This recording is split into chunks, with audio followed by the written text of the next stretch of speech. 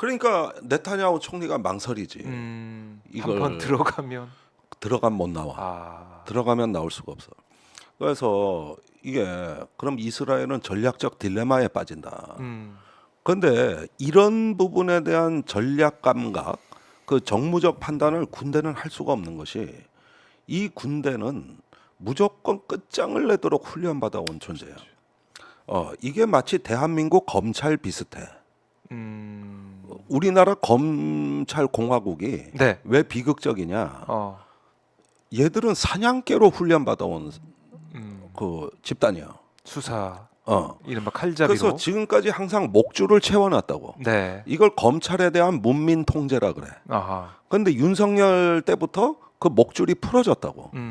그러면 계속 설치고 다니면서 누군가를 물어뜯거나 공격해야 된다는 본성대로 움직여. 할 줄 아는 건 압수수색하고 구속밖에 없어. 통제가 안 되고. 재판에 이기고 지고 그건 관심 없어. 네. 그냥 내가 할 수 있는 검찰이 할 수 사람들을 깔아뭉갤 수 있는 나의 확실한 강점은 이거야. 있는. 수사권에서 나와. 그러면서 그런 면에서 이스라엘 군대와 대한민국 검찰은 네. 그 본성이 똑같다. 그런데 이게 사람들이 그걸 교화할 수 있지 않느냐, 제도로서 교정할 수 있지 않느냐 이래 생각을 하는데 네. 그렇게 하면은 군대나 검찰이 아니요. 우리가 산에 가서 독사를 봐. 그 독사가 독을 갖고 있다고 탓할 수 있습니까? 그렇죠. 그 뱀굴을 압수수색한다 한들 뱀굴을 압수수색. 그 해결이 됩니까? 그렇죠. 됩니까? 뱀이 독을 갖고 있는 건 당연한 거야. 본성이고 이렇게 태어난 사람이 거고 그걸 어떻게 할 수가 없고 조심하고 네. 피하고 관리하느냐 관리하고. 문제지. 아니면 뱀탕이나 끓여 드시든가. 그 정력에 좋아. 그러든가 하지. 네. 그 뱀에 대해 가지고 탓하고 있은들 뭐 할게요? 뭐 하고 있을게요? 잘 이해가 되네요. 그러니까 그 가지고 있는 본성 그걸 어떻게 그 맨날 바꿀 수가 없으니. 검찰 우리가 나쁜 놈 네, 그러잖아. 네. 그거 원래 나쁜 놈인데 맨날 나쁜 놈이라고 그 얘기해서 뭐 할게요? 이럴 때 방법은 네. 법의 정신을 쓴 몽테스키에가 조국 장관의 법의 정신에 쉽게 설명이 잘 돼 있던데. 예. 근데 왜 그 사람은 책만 쓰면 그렇게 잘 팔려? 딸까지? 갑자기. 썼다 하면 일일이요. 네. 부녀가 막 일일이하고 막 아주 그러더라고요. 샘나서 죽겠어 나. 내가 쓴 책은 교보문고 6위까지는 올라가 본 적이 있어 내가. 이제 한 번 더 쓰세요. 그럼 잘 팔릴 것 같습니다. 이번 인기 많으시니까. 근데 왜 썼다 하면 팔리냐고. 나 참 웃겨 죽겠어. 네. 거기서 얘기한 건 뭐냐면 권력을 견제하는 건 권력밖에 없다. 권력을 순화시키려고 하는 거 애시당초 틀려먹은 생각이다. 검찰이 나쁜 놈이면 네. 그 악성을 개혁하려고 하기보다는 판사나 변호사의 권한을 확대해버리면 된다. 그래서 그들끼리 견제하도록. 견제하고 관리하는 방안을 마련해야지. 그걸 검찰을 교화시키거나 바꾸거나 하는 거는 싹수가 노래서 안 된다니까. 안 된다니까. 안 된다. 그러면은 저기 검찰이 독주하지 않도록 판사나 네. 경찰이나 변호사의 역할을 대폭 강화해서 그 권력이 권력을 견제하도록 해야지. 그 자체 개혁은 안 된다는 거예요. 안 된다는 거예요. 맞아요. 저희 시청자분들도 지금 경험을 해보셨기 때문에 뼈저리게 느끼고 계실 것 같아요. 그게 바로 사냥개 목줄이에요. 목줄을 풀어야 될 때와 네. 묶어둬야 될 때를 아는 거예요. 근데 지금 여기 하마스는 지금 네타냐후가 일단 이스라엘군의 목줄은 쥐고 있어요. 그런데 이걸 군부가 거부하고자 하는 것이죠. 네. 그래가지고 풀리면 어떻게 되느냐? 이제 가자시티에서 난장판이 벌어지는 거야. 이제는 사륙 그 자체가 목적이 된 전쟁. 그렇죠. 정치적 목적이 무한되기 때문에 네. 이거는 21세기 문명 사회에서 가장 지옥의 묵시록 같은 하나의 어떤 그 아마겟돈 같은 장면이 펼쳐질 것이다. 걱정됩니다. 그래서 국제 사회가 다 이걸 걱정하고 있는 거예요. 미국도 지금 계속해서 압력을 넣고 있어요. 네, 최소한 인질 교환 이걸 좀 위해서라도 일시 휴전, 일시 교전 중단 해야 된다 이렇게 얘기하고 있는데 그렇습니다. 안 되는 거 아닙니까 아직까지? 예. 그러니까 협상은 되고 있다. 뭐 카타르발 보도는 나오고 있던데 아직 결과물은 안 보이고 있어요. 네. 자, 그러는 동안에 이 틈을 타 내가 굉장히 중요한 사실 하나를 알려드릴게. 지금 말이에요. 이걸 아셔야 돼. 이렇게 그 중동에서의 지금 사태가 굉장히 그 어떤 비극성을 강화하고 네. 어떤 상황이 악화되는 동안에 무슨 일이 일어났느냐? 러시아가 우크라이나 공세를 강화한 거야. 지금 이렇게 연결돼 있다는 걸 알아야 돼. 지금 러시아가 루안스크하고 도네츠크에서 네. 공세를 강화하면서 그 마리오폴하나 예. 아니면 베트무드, 베흐무트 이쪽 일자에서 굉장히 교전이 심화됐고, 그다음에 우크라이나가 겨울이 되면 전쟁을 못하기 때문에 그렇죠. 남은 며칠이라도 한 뼘이라도 더 뺏기 위해서 여기도 또 공격을 하다 보니 서로 전쟁의 주도권을 그 확보하기 위해서 네. 그 도네츠크에서 루안스크 쪽으로 쭉 내려가는 데서 하루에만 한 6에서 7군데 교전이 일어나. 치열하네요. 그런데 그 중에 한 3건은 러시아가 저지른 거고, 네. 한 또 나머지는 우크라이나 중에 저지르는 것이야. 좀 그러니까 이게 겨울에 네. 전선이 고정되는 것을 앞두고 유리한 곳을 한 뼘이라도 더 차지하겠다. 그런데 이게 지금 겨울이 되면 잦아들어야 되는데 격화되고 있다. 그거는 단연 중동 사태의 영향이라는 겁니다. 그리고 북한이 이제 그 러시아에 한 100만 발 정도의 122mm 포탄 또는 152mm 포탄을 공급했는데 가장 최신 뉴스는 SRBM 즉 북한의 단거리 전술 미사일도 제공한 걸로 돼 있어. 그래요. 자, 이렇게 되면 러시아도 이제 무기를 확보하는 대로 계속 이제 공격을 할 거고. 여기서 예. 김정은 위원장이 이 러시아 우크라이나 전쟁에서 자기의 어떤 가치가 한껏 높아졌다는 것을 일단 고무됐는지 지금 하마스 지원도 하겠다는 입장이. 참. 그러면 보라고. 아이고 어떡합니까? 이 두 개의 전쟁이 왜 연결돼 있는지를 아는 게 엄청나게 중요해. 예. 우리 시청자 여러분들께서 전쟁은 따로 벌어지는 게 아니다. 저 흑해에서의 전쟁이 지중해를 타고 내려와 홍해 쪽까지 미치고 있다. 여기가 죽음의 벨트다. 네. 두 개의 전쟁이 모여 있는 것이다. 두 개의 전쟁이 모여 있다. 이 내용입니다. 그러니까 급해지니까 제가 보기에는 하마스가 우크라이나 민병대를 닮아가고 있고 이스라엘군이 러시아군을 닮아가고 있다. 쓰는 무기도 비슷해. 둘 다 저 러시아 이스라엘 백린탄을 썼어. 이거는 너무 끔찍한 무기라서 이게 비인도적 살상 무기라 그러는데 네, 그걸 쓰고 있다. 예, 그 원리를 아시나? 이 백린탄. 이 지난주에 한번 설명을 좀 해주셨는데, 예.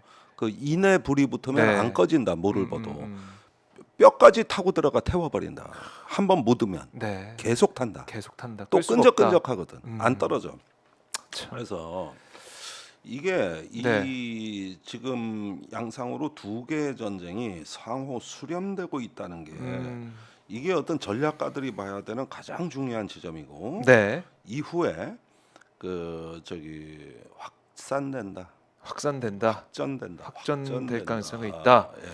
근데 지금 뭐 맨 처음에 우리가 하마스 뭐 이스라엘 이렇게 기습 공격과 보복이 이어질 때 중동 확전이 될 가능성이 있다라고 했는데 이란도 좀 조심하는 것 같고 확전은 안 되는 게 아니냐. 우리 국내에 계신 시청자분들은 그렇게도 생각하실 것 같아요. 이렇게 마무리되는 거 아닐까? 하마스 뭐 사라지고 어떻게 보면 뭐 어디로 쫓겨나든지 해서 사라지고 이스라엘이 이거 여기 재점령하느냐 재점령 아니다 뭐 두 개의 국가 얘기도 나오고 이른바 포스트 하마스 구상 얘기가 지금은 더 주요하게 나오지 중동 확전은 없을 거다 이렇게 낙관하는 모습도 있는 것 같은데 어떻습니까? 내가 예. 세 가지 사례를 들게요. 2021년 7월 말에 네. 카불 공항에서 미국이 쫓겨나왔습니다. 그렇죠. 완전히 폐주한 군데야. 베트남 전쟁보다 치욕적으로 쫓겨나왔어. 쫓겨나오는 순간은 그 열 하루 전에 네. 마크 밀리 미 합참의장이 상원 의회 증언이 뭔지 아십니까? 뭐 괜찮다고 얘기했겠죠. 이제 나가도 된다. 이렇게 얘기했어요. 네. 우크라이나 정부는 무너지지 않는다. 카불은 사이공이 아니다. 아프가니스탄. 아프가니스탄 정부는 무너지지 않는다. 네.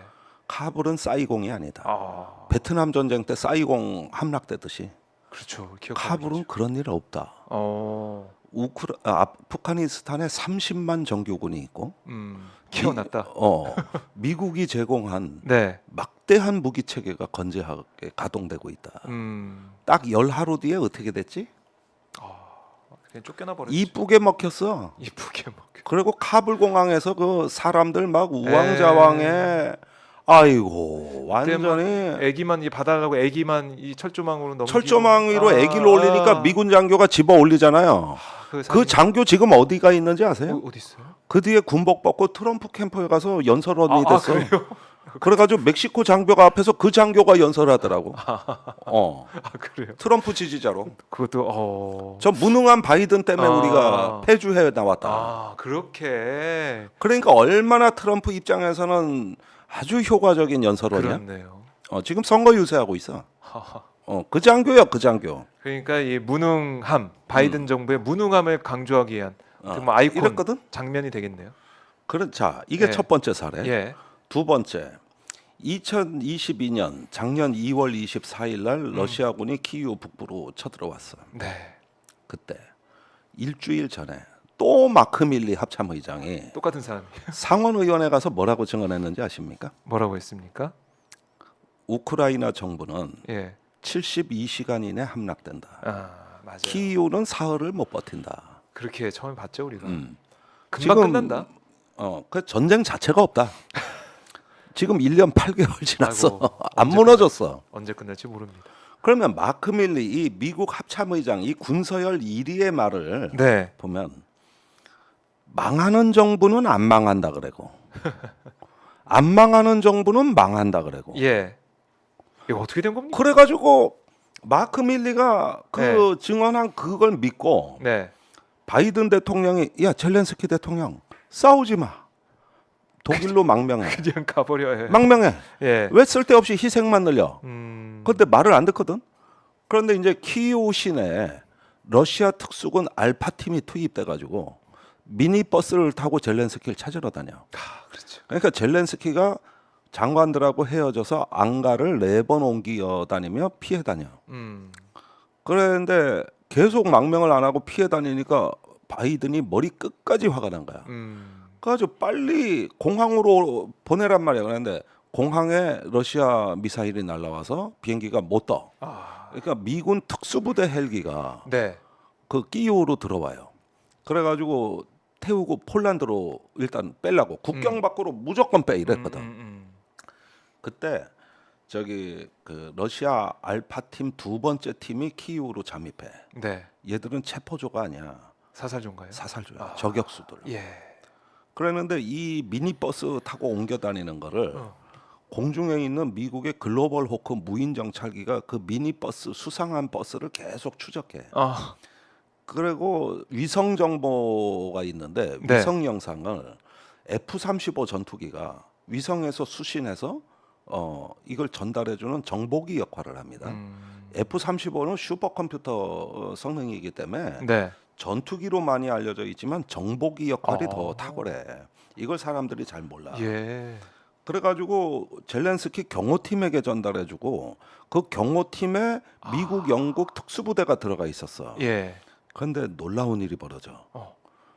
경호팀에 러시아 협조자가 있었어. 야. 그래가지고 영화의 한 장면이네. 저기 급히 저 앙가를 옮겨 젤렌스키가 피신한 사이에 네. 경호팀끼리 총격전이 벌어져. 야. 그러니까 무슨 얘기냐면 완전히 망한 나라야. 그런. 완전히 망한 나라. 네. 미국은 전쟁 안 해. 우크라이나 망한 나라를 왜 도와줘? 다 빼. 이랬어. 철수. 예. 그런데 그 순간 젤렌스키가 키이우 광장에 나타나. 그래가지고 자기 휴대폰으로 죽어도 여기서 죽겠다고 동영상을 찍어. 네. 지가 업로드를 해. 틱톡에다가. 그게 국가를 살려. 맞아요. 그래가지고 그때 우크라이나 정규군은 이미 사보타지 상황이었거든. 군대가 안 싸워. 네, 의용군이 자발적 그 구성이 시작된 거야. 야. 걔들이 싸운 거야. 이 지도자의 그들이. 중요성을 다시 한번 깨닫게 되고. 그러니까 이 민심을 알아야 돼. 네. 이게 뭐냐면은 그때 우크라이나가 유로메이단 혁명이라고 2014년에 그 저 선거 혁명을 하고 나서 네. 그 다음에 다시는 러시아의 노예가 되지 않겠다. 음. 이 시민들의 결의가 있었던 거거든. 아. 이거를 보고 이 나라를 살릴 건가 말 건가를 결정을 했어야 되는데 아, 미국은 그런 게 아니에요. 아프가니스탄엔 그런 시민 정신이 없는데도 있다고 믿고. 그러니까 시민을 보지 말고 정부를 보지 말고 시민을 보라는 거야 내 얘기는. 아하. 그렇게 봤으면 틀릴 수가 없어. 그렇죠. 어, 근데 미국은 그걸 간과하고. 틀릴 수가 없어. 네. 그러니까 오늘날 미국이 모든 예측이 틀리는 이유가 뭐냐? 예. 상대방 국가의 집단의 심리와 시민의 그 의지를 보는 게 아니라 겉 껍데기만 보기 때문에 항상 틀리는겨. 아하. 그러면 그거는- 이번에 이스라엘 하마스 때는 어떻게 어땠냐? 됩니까? 예. 이때는 예. 이 전쟁이 10월 7일 날 일어나는데 그 6일 전에 네. 제이크 설리반 백악관 안보보좌관이 뭐라 그랬는지 알아요? 지난 20년 이래 지금 중동은 가장 평화롭다. 아이고. 참 그리고 이제 곧 어이가 없네요. 이스라엘 사우디 관계 정상화 협상만 예. 타결이 되면 이제는 중동의 평화 선언을 하고 음. 그 이제 중동의 평화가 정착됐다는 선언을 하면서 네. 이제 어떤 그 이란만 고립시키면 아. 이제 더 이상 이란은 전쟁을 할 수 없기 때문에 네. 중동의 평화가 왔다. 중동의 평화를 만들어 놓고 이제 뭐 중국에 대해서 아니면 우크라이나 전쟁에 대해서 신경을 더 쓰려고 했는데 근데 6일 뒤에 어떻게 됐지? 50년 만에 찾아온 가장 끔찍한 전쟁이 찾아왔어.